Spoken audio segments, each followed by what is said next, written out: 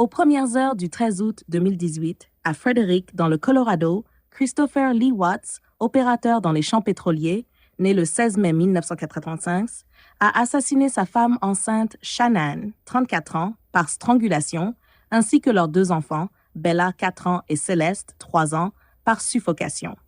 Il a enterré Shannan dans une fosse peu profonde près d'une installation de stockage de pétrole et a jeté les corps de ses enfants dans des réservoirs de pétrole brut.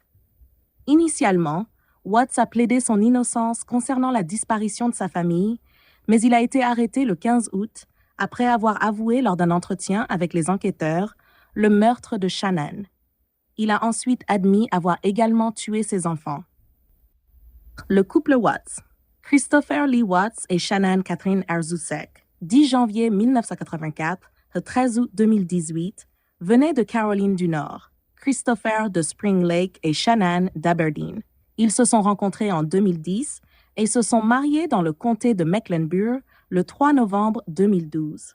Le couple avait 2 filles, Bella Marie Watts, 17 décembre 2013, 13 août 2018, et Céleste Catherine Sissi Watts, 17 juillet 2015, 13 août 2018. Au moment de sa mort, Shannan était enceinte de 15 semaines d'un garçon qui devait s'appeler Nico. La famille Watts vivait dans une maison de 5 chambres située au 2825 Saratoga Trail à Frederick, Colorado, qu'ils avaient achetée en 2013. La famille a déclaré faillite en 2015. Christopher travaillait pour Anadarko Petroleum, tandis que Shannan travaillait à domicile, vendant un produit appelé Thrive pour une entreprise de marketing multiniveau nommée Level. Disparition de Shannan Watts et de ses filles. Aux environs de 1h48 du matin, le lundi 13 août 2018, Shannan, de retour d'un voyage d'affaires en Arizona, a été raccompagnée chez elle par son amie et collègue Nicole Utoft Atkinson. Ce week-end-là, Chris Watts était resté à la maison avec leur fille. Plus tard dans la journée, Shannan et ses filles ont été signalées disparues par Atkinson, inquiète après que Shannan ait manqué un rendez-vous prévu chez son obstétricien gynécologue et ne répondait plus à ses messages. Après l'absence de Shannan à une réunion professionnelle, Atkinson s'est rendu à la résidence des Watts vers 12h10. Ne recevant aucune réponse à la sonnette ni au coup frappé à la porte, Atkinson a contacté Christopher, qui était au travail, et a ensuite appelé la police de Frederick. Un officier de police est arrivé vers 13h40 pour effectuer un contrôle de bien-être. Durant cette vérification, Christopher a autorisé l'officier à fouiller la maison, où le chien de la famille a été retrouvé sain et sauf, mais aucune trace de Shannan ou des filles n'a été trouvée. Les recherches ont permis de découvrir le sac à main de Shannan contenant ses clés et ses médicaments. Son téléphone a ensuite été retrouvé entre les coussins du canapé dans la maison familiale. La voiture de Shannan, avec les sièges auto des filles encore à l'intérieur, était garée dans le garage. L'alliance de Shannan a été trouvée sur la table de chevet lors de la fouille de la maison. L'enquête s'intensifie. Le lendemain, le FBI et le bureau d'enquête du Colorado ont rejoint l'enquête. Watts a d'abord déclaré à la police qu'il n'avait aucune idée de l'endroit où sa famille pourrait se trouver et qu'il n'avait pas vu sa femme depuis 5h15 du matin la veille, lorsqu'il était parti travailler. Il a donné des interviews aux chaînes de télévision de Denver, KMGH-TV et Casa-TV devant la maison, suppliant pour le retour de sa femme et de ses filles. Pendant l'interview, on pouvait entendre des enquêteurs avec des chiens de recherche sur la propriété. L'arrestation de Chris Watts et la découverte des corps. Le 15 août 2018, le FBI a rejoint les recherches pour retrouver Shannan et ses filles. Chris Watts a été soumis à un test au polygraphe qu'il a échoué.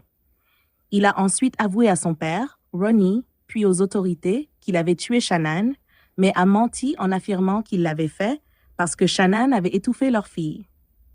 Chris a déclaré avoir découvert le corps de Bella et qu'en trouvant Shannan en train d'étrangler Céleste, il l'avait étranglée dans un accès de rage avant de se débarrasser des corps sur le site d'Anadarko, le champ pétrolier où il travaillait. Chris a été arrêté ce jour-là.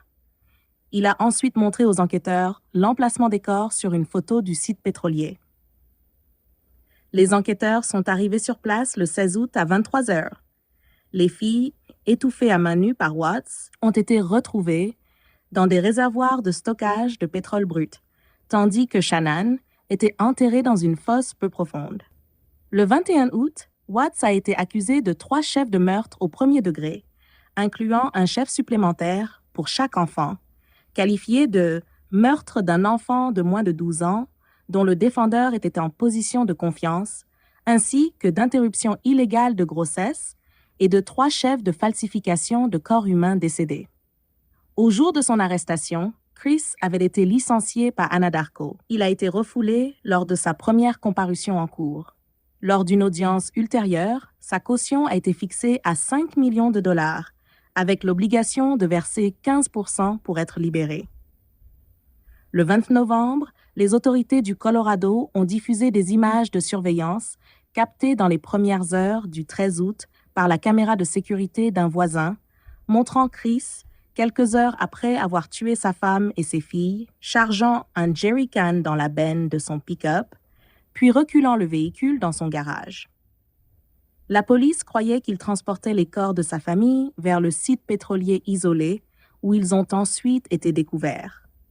Cela a été enregistré peu après que Shannan a été vue revenant d'un voyage d'affaires, prouvant qu'elle n'avait jamais quitté la maison avec leur fille le jour de leur disparition, contrairement à ce que Chris avait affirmé à la police. De nombreux crimes de ce type se produisent en août, avant la rentrée scolaire, ce qui peut retarder leur détection et leur enquête.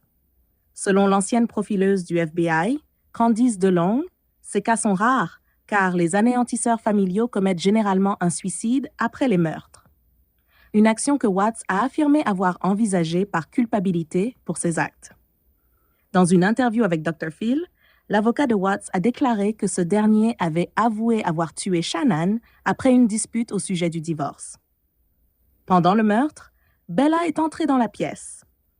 Watts lui a alors dit que Shannan était malade. Il a chargé le corps de Shannan et des filles, sans leur siège auto, à l'arrière de son camion de travail. Il a ensuite étouffé les filles, l'une après l'autre. Condamnation. Watts a plaidé coupable des meurtres le 6 novembre. La peine de mort n'a pas été demandée par le procureur de district à la demande de la famille de Shannan, qui ne souhaitait pas d'autres décès. Ils ont soutenu sa décision d'accepter un accord de plaidoyer. Le 19 novembre, il a été condamné à 5 peines de réclusion à perpétuité, 3 consécutives et 2 concurrentes, sans possibilité de libération conditionnelle. Il a également reçu 48 ans supplémentaires pour l'interruption illégale de grossesse et 36 ans pour 3 chefs de falsification de corps humains décédés. Sa peine a commencé immédiatement. Le 3 décembre 2018, Watts a été transféré dans un établissement hors de l'État pour des préoccupations de sécurité. Le 5 décembre, il est arrivé au Dodge Correctional Institution, une prison à sécurité maximale à Waupun, Wisconsin, où il a continué à purger ses peines de réclusion à perpétuité. Dans un épisode de décembre 2018 de l'émission 2020 ABC News, les parents de Shannan ont été interviewés pour la première fois depuis les meurtres. La même mois, HLN a diffusé un reportage spécial intitulé Family Massacre, Chris Watts Exposed, présentant des images de Watts provenant des caméras corporelles de la police et de la salle d'interrogatoire. Dans une interview enregistrée diffusée par le CBE, la petite amie de Christopher a révélé des changements de comportement chez lui dans les jours précédant les meurtres. Dans un épisode de décembre 2018 de l'émission américaine Dr. Phil, Phil McGraw a discuté avec 4 analystes. L'ancienne procureure et journaliste Nancy Grace, l'ancienne profileuse du FBI Candice DeLong, le consultant en affaires criminelles Steve Cadian et l'experte en langage corporel Suzanne Constantine. Ensemble, ils ont analysé la motivation, la vie secrète et le profil de Watts. Dans un épisode de janvier 2019 de Dr. Oz Show, des commentaires sur l'affaire ont été fournis lors d'une interview en studio avec le voisin qui a aidé à construire le dossier contre lui.